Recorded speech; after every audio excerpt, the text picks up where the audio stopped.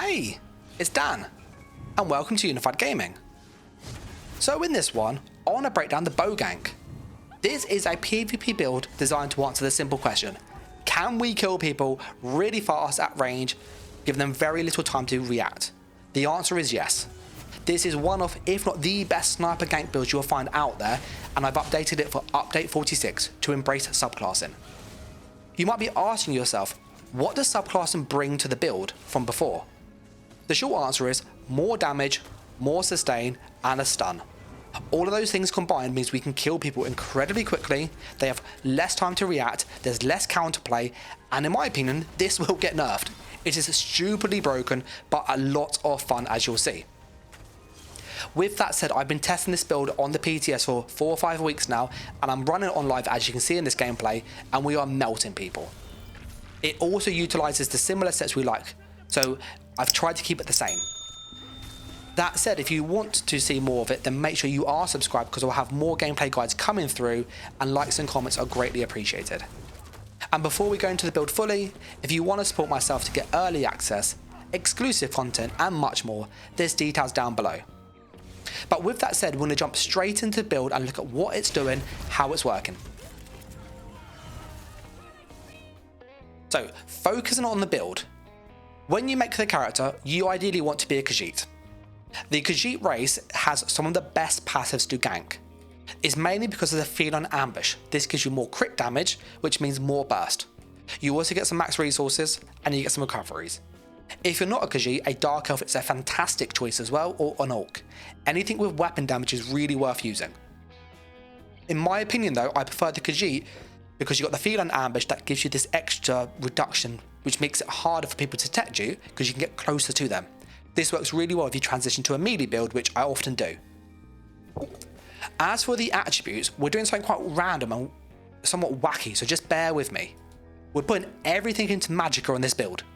We are a stamina Nightblade sniper, but we stack Magicka for this. Now the reason why is that in ESO, the highest resource boost, whether it's stamina or Magicka, determines your damage. And as you'll see in the skills in a little bit, all of our skills are Magicka. What that means is we need more Magicka to do stuff. So if we put everything into Magicka and use Magicka food, it's basically the same as running a stamina build, but we can now use our skills easier. So for this reason alone, I would recommend all points into Magicka to maximise the damage. That said, if you want to mix and match, you can a little bit, but your damage will drop a tiny bit. We are also utilising the Lover Mundus, which gives us a good 16,000 penetration at all times. We also have Major and Minor Breach on this build, which means we hit incredibly hard, as you can see. For those regens and the armour, they do go up, so don't panic there. For the consumables on the build, we are using Mistral Bana Bunny Hash. This is Max Elf and Magicka. This is by far the best one for what we do. It gives us maximum damage and also a bit more health to stay alive. If, however, you want to have a bit more sustain in the build, Jaws of Mistral is a great choice. You do lose a little bit of damage, but you do get some more sustain. So if you're new to the build and you want a bit of extra sustain, this is worth considering. It's not a bad shout. Or you can use Cameroon Throne, which you get a similar result, or Witch Mother's Potent Brew. The choices are yours. Potion wise, it wouldn't be a unified build without having the tri-potions. We get health, Magicka and stamina. These are golden for what we need. If you make a mistake, they are perfect. They get you out of any trouble that you have. I'm now going to go through the skills. There's a lot to go through with subclassing. If you're new to the subclassing system, there is a video on the channel explaining how to do it, but more importantly, how to power level it to access it really quick. For this build itself, we are using the Shadow, Dark Magic, and Herald of the Tome. Usually I skip over the passives, but in this one I need to go through them because there's a lot of synergy going on. On the front bar, we are using Crystal Weapon. We then have a Scribe skill, Sundering Soul. We have Camo Hunter, Shadowy Disguise, and Silver Bolts. We then finish this with Dawnbreaker.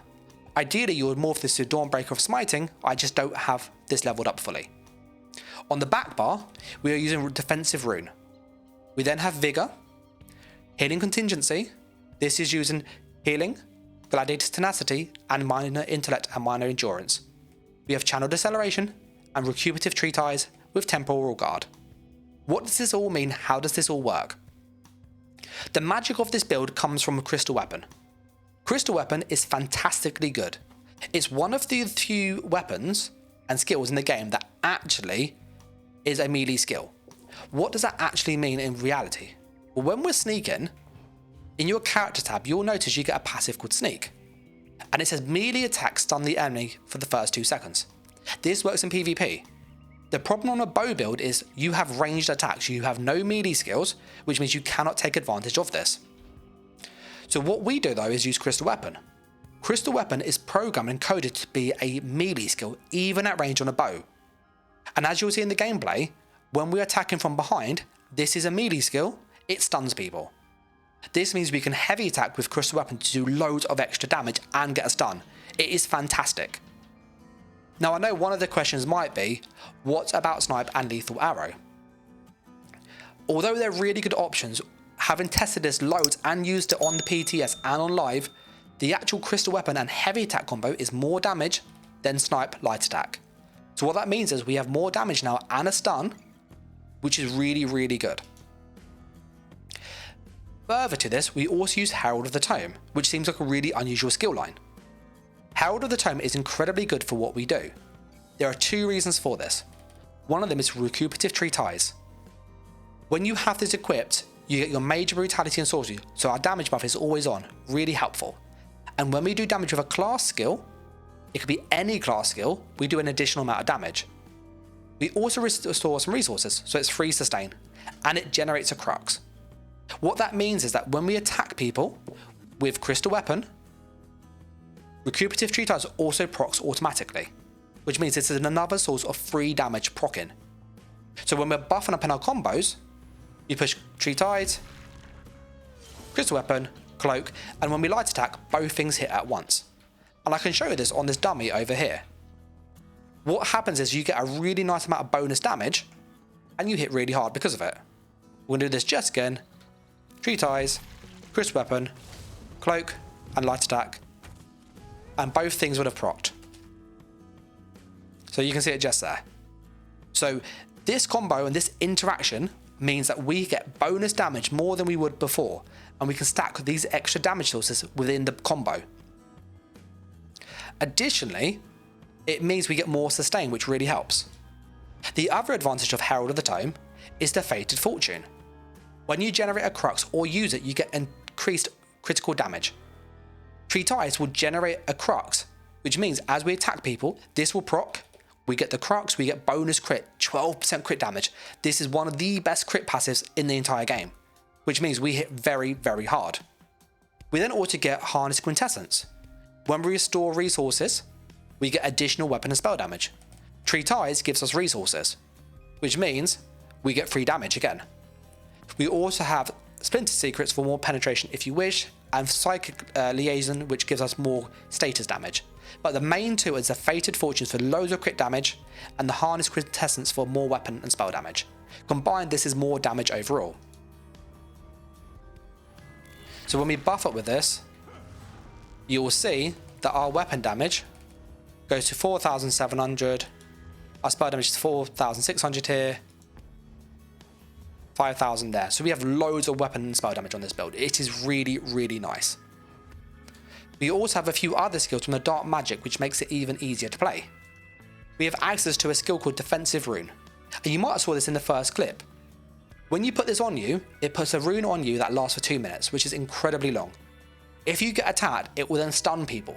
So if you make a mistake, you get a counter stun. If someone tries to kill you or attack you, you get a counter stun. This lasts so long, it's easy to keep up, and because of that, it's another layer of defense, which makes Crystal Weapon and Defensive Rune a fantastic combo. If you did want more sustain, however, you can swap this to a Dark Exchange and go for a morph of choice.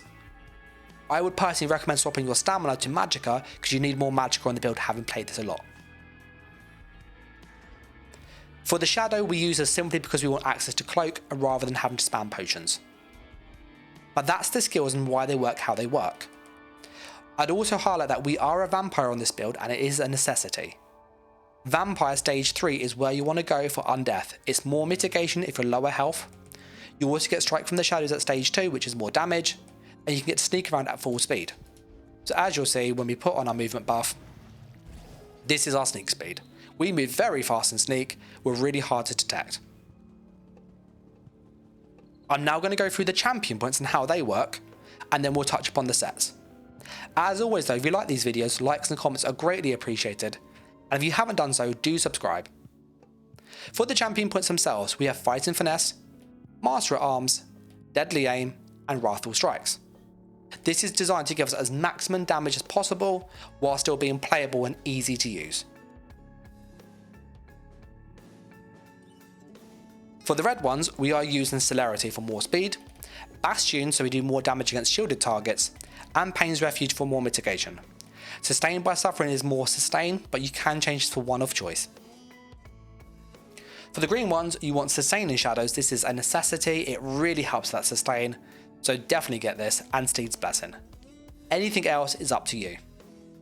I would also suggest that when we're talking about sneak reduction, if you haven't done so, go to your Laguerre domain and level this up quickly. This makes sneak really cheap, especially in battlegrounds and in no CP.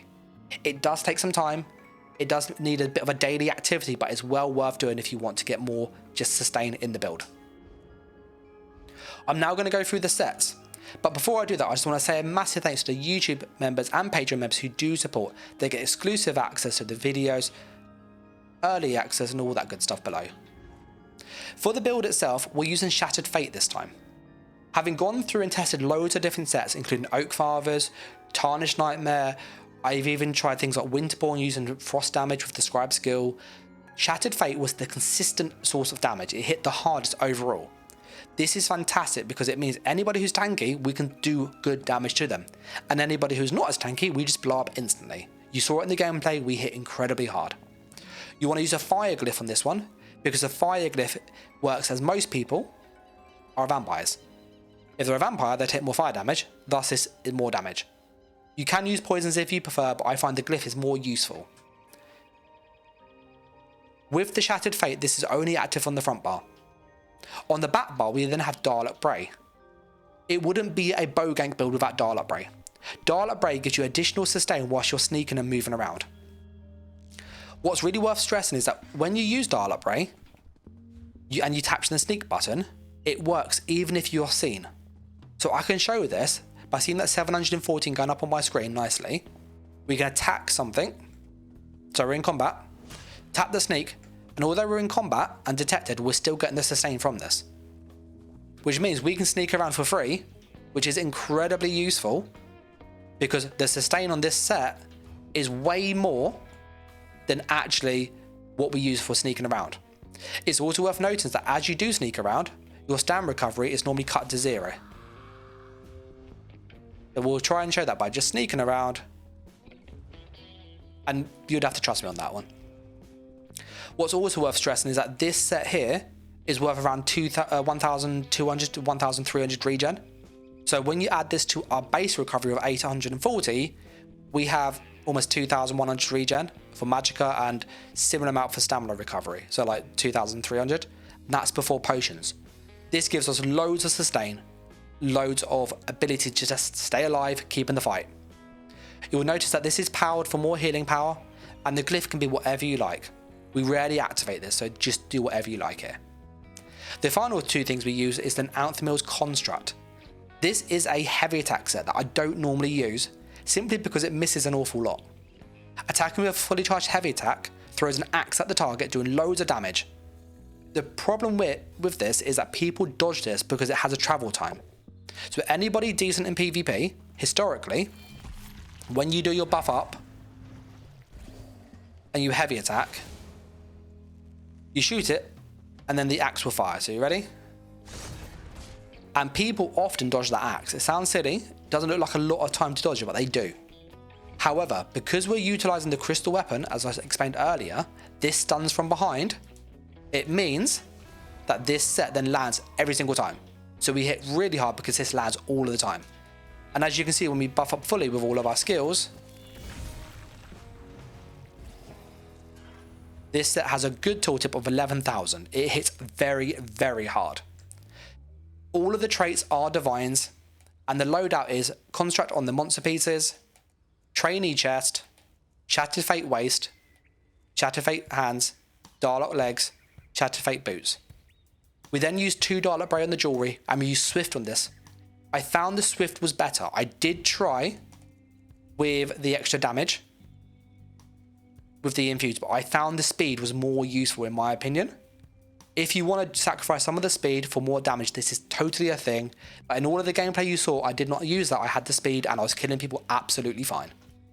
We then utilized a brand new mythic called Monolith Reforged. This thing is fantastic. While you're in combat, on your primary weapon, you get Major Force, more crit damage and minor berserk, more damage still. You also get minor vulnerability, so you take more damage. On the back bar, you get Major Protection, damage reduction, minor vitality, more healing, and minor timidity. You lose some ult. This is basically loads of damage on the front bar when we need it, and loads of defense when we need it on the back. It is one of the best gank mythics in the game, but it does need access to the season pass. So what do you do if you don't have this mythic? Well, I was testing and was running around with Ring of the Wild Hunt using infused, and I found that infused Wild Hunt with all infused Dark Bray gave you similar damage to this. It's not the same, this is better, in all honesty, but it wasn't miles behind. So if you don't have this mythic or access to it, Wild Hunt, infuse it, more damage. If you have access to the Marking Ring, that's even better still. And I have been asked, is there an open source build coming for this? Yes. Long and short, yes. I want to make this open source if possible for the same amount of shenanigans going on, but just note the damage will be less. But that is something I'm also working on too. So if you want to use a mythic, Monomyth is the way to go. Wild Hunt or Marking are also great options too. That is the build in itself. I'm also going to show a superstar this time around. So if you get any questions, you can see it all here. And I'm going to kind of leave it there. I'm going to put the gameplay back on now where we were, and you can see the build in action. But I hope you enjoy the build. It's a slightly different layout in the video, so I'd like to know what you think of this style. Do you prefer seeing the gameplay in the footage or not? And I'm going to just say a massive thank you to all the likes, the comments, and the subscribes. It really, really helps out. And if you haven't done so, then do make sure that you are subscribed, because I've got more stuff coming to the channel. I'm going to say a massive thanks to the Patreon and YouTube members once again, and I'll catch you next video or stream. So take care, guys. Thanks for watching, and bye.